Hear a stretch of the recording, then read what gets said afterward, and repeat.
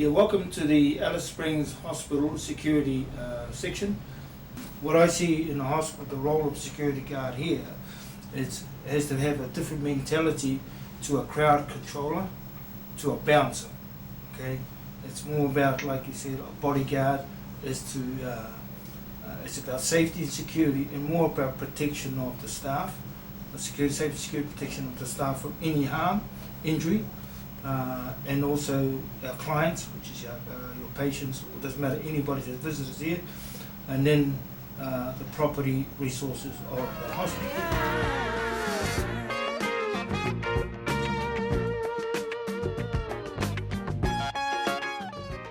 That there you need to have a different attitude.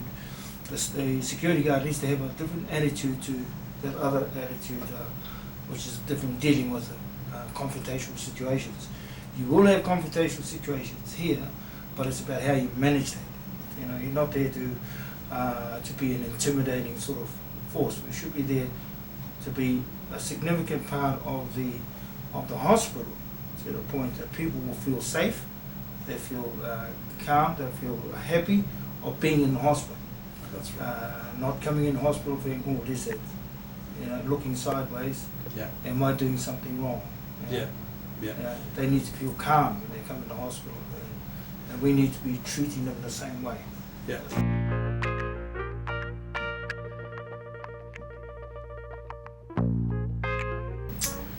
The first thing is how we approach and how we sort of our persona towards that individual.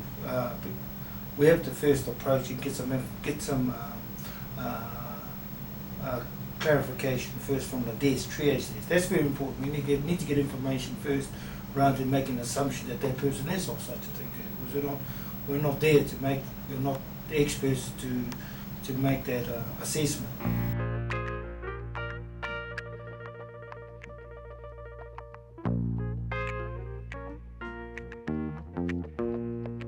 In day shift, our reporting system is basically goes to the quality and safety unit through the quality and safety unit officer. But we also work with the nursing coordinator, more particularly in emergency situations. In night reporting structure, we work directly and closely with the nursing coordinator. And obviously, of course, our role here, we still maintain our link, particularly with our TELUS security.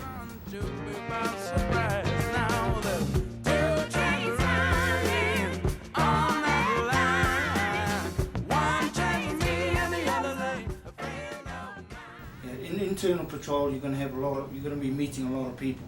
You're going to be contacting a lot of people, interacting with a lot of people. So it's about being present. Internal patrol is basically being present as a proactive response to security. At the same time, you do have some responsibility of checking behavioral issues.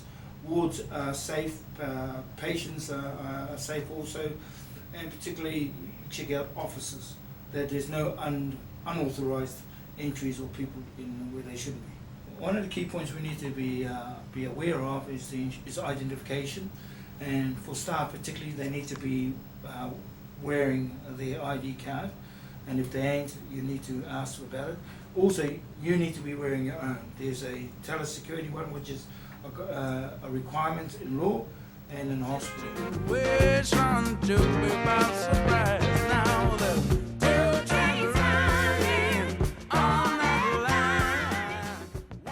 Yeah, one of our key roles is to monitor and assist with patients who, because of their behaviour, could potentially cause harm to a nurse or doctor administering treatment or themselves. One of our other responsibilities is that we could be called upon by a nurse to remove persons from the premises, usually because of their behaviour, intoxication or violence or abuse. And there is a procedure that we must follow using minimal force.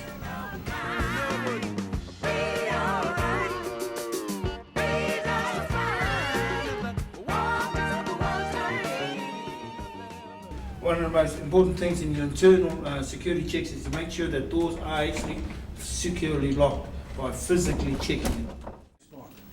We immediately go to ED, on entry on ED, we need to do a quick scan to assess the situation, just in case we don't know what's happening there. Okay. Once you feel safe, then you go directly to find out who made the call, and then you get the information from the person that made the call, what the situation is all about.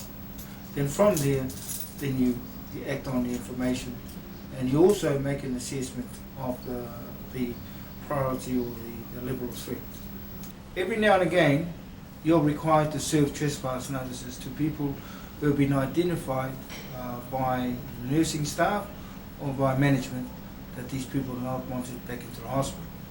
Now, there is a procedure of serving those notices. On serving it, you must sign the document and issue it directly to the person on the thing. Copies of that trespass notice must then be issued to the patient registration, who will then input it.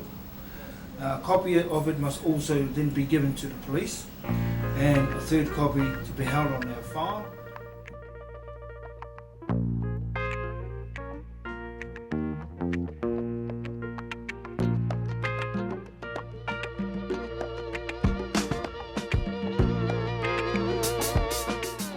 The effective communication between ourselves and staff is about information, sharing information. But if we need to fully share information about particular people in regards to the safety and security of staff, clients, and also the hospital assets and resources.